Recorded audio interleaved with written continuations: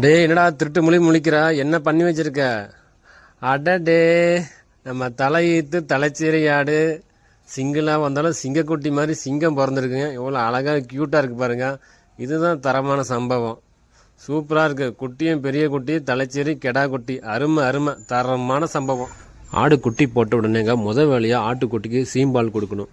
அந்த சீம்பாலில் வந்து அவ்வளோ சத்துக்கள் இருக்குது, மருத்துவ குணங்கள் இருக்குது, ஆன்டிபயோட்டிக், அதாவது நோய் எதிர்ப்பு சக்தி உண்டாக்கக்கூடிய சீம்பால் நம்ம பக்கத்துலேயே இருந்து ஒரு 3-4 நாளைக்கு ஆட்டை பிடிச்சி குட்டியை வந்து பால் விட்டு விடணுங்க.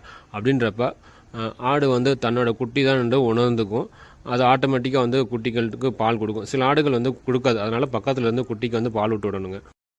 அதேமாதிரி இந்த மாதிரி வளர்ப்பு குட்டி பால் குட்டிகளுக்கு நம்ம டெய்லி வந்து உலர் தீவனம் கண்டிப்பாக கொடுக்கணுங்க. உலர் தீவனம் கொடுக்கும்போது குட்டிகள் ஷைனிங்காக இருக்கும், நல்ல ஒரு எடை அதிகரிக்கும், குட்டி ஆரோக்கியத்திற்கும் ஒரு வழிவகுக்குங்க. இந்த மாதிரி நம்ம கடலைக்குடியை வந்து நல்லா உதிரி விட்டு அந்த தலைமுறை